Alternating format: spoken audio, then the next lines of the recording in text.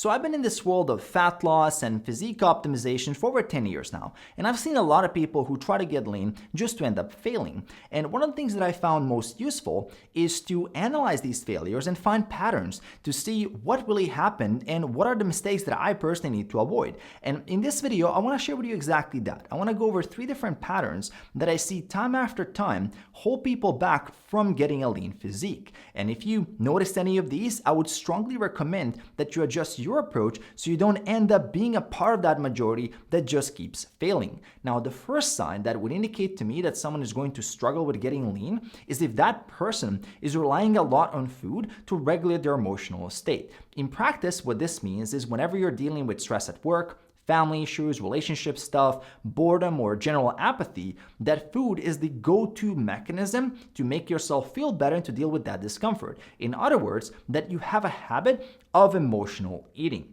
And I want to make something clear. We all do this to some extent. No human is 100% rational, and food is much more than just fuel. But the higher the percentage of your calorie intake that's driven by your emotional state, the more you will struggle to keep your calories under control. And if this is already happening when you're at a high body fat percentage, it's likely going to get much worse as you keep losing weight, and then your food drive will naturally increase. And a much bigger point here is that this relationship with food is not sustainable long term. Stress and emotional fluctuations are a constant part of the human experience. Whether you're someone who's really ambitious and you're always pushing yourself to achieve more, or you're simply bored on a random Tuesday night and you're looking for a quick boost. If eating food is your primary way to deal with emotions, there are simply too many day-to-day situations that will lead to over-consuming calories. So if you recognize this pattern, my recommendation is that you address this as soon as possible and learn more productive ways to manage your emotional state. A lot of people find it helpful to meditate, to journal, to hit the like button on all my videos.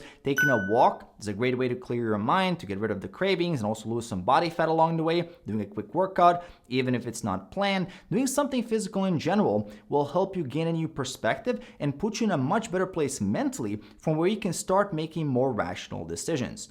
Now, the second sign that I can recognize that someone is definitely going to struggle when it comes to losing body fat is by looking at their expectations and how they think the process of losing body fat will go. The reality is, for most people, they're fine with their commitment and consistency as long as they're seeing a steady stream of results. As long as the scale keeps going down, every week there's a new low weight, they're motivated, they're feeling good, they're seeing the changes, and they feel like they finally nailed it. So if they just keep doing the same thing, they'll eventually get to their goal and be done with it. The only problem with this is that this is not realistic, and it's not how it's going to go for most people. If you have 20-30 pounds to lose or now 14 kilos or more, this journey is going to look more like a crazy roller coaster ride than a relaxing drive down a highway. There will be many weight fluctuations, unexpected life events, mistakes, changes you need to make that you have no idea how to make, and many days where you're gonna feel like you don't wanna do it anymore. And most people are psychologically not prepared to deal with a roller coaster. They don't understand that the struggle is a completely normal part of the process. It's actually what's making you better at this stuff. If you're someone who's already good and you have the skill set, you've dieted down many times, you've been very lean, you know exactly what you're doing, it might look more like a straight line of success. But if you're someone new to this with a lot of stuff to learn, it's gonna be messy and you gotta prepare to be humbled. The journey is simply revealing your weaknesses. It's telling you what you need to improve. It's exposing bad eating habits that you need to break, or a lack of understanding of training or nutrition, things that you need to learn. So that's not a bad thing. And instead of getting discouraged whenever you're struggling or dealing with a challenge, see it as a way of eliminating flaws in your approach and perfecting your skills. Because each time you overcome a fat loss plateau or you deal with a tough weekend successfully, you learn how to get your protein when there are limited food options, or you go through holidays where you didn't overeat, you got all your workouts, you stayed on track, you're moving one step closer to having the physique that you want. And I'm a really big fan of a skill-based approach to fitness. And it's not just about getting a result, it's about mastering the process. It's about being in control and really understanding this stuff. Because once you build the skills, you don't forget them. So you really only do this once, and then you've set yourself up for success for the rest of your life. Now, the third sign that someone is really going to struggle with this is if they see their fitness journey just as a temporary sacrifice. If they're in that mindset where they're going to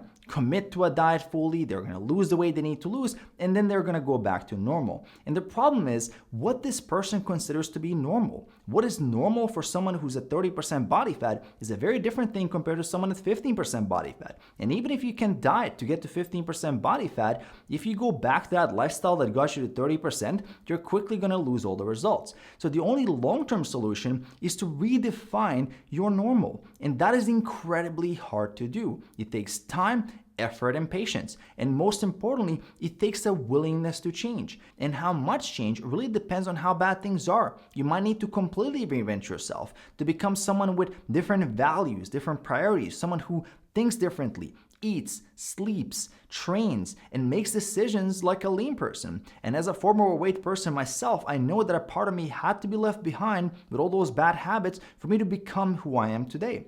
And if you're not sure how to apply this in your own fitness journey, next time you're having a tough situation where you just want to give in, you want to have a cheat meal or a cheat day, you just don't care anymore, ask yourself, who am I becoming by making this decision? What does this decision say about me? Because one of the most powerful things about making these deep inner changes and commitments is that your identity is on the line. You don't lose the results so easily. You don't yo-yo diet anymore because that's not who you are. You've changed. You're different. You left that part of you behind.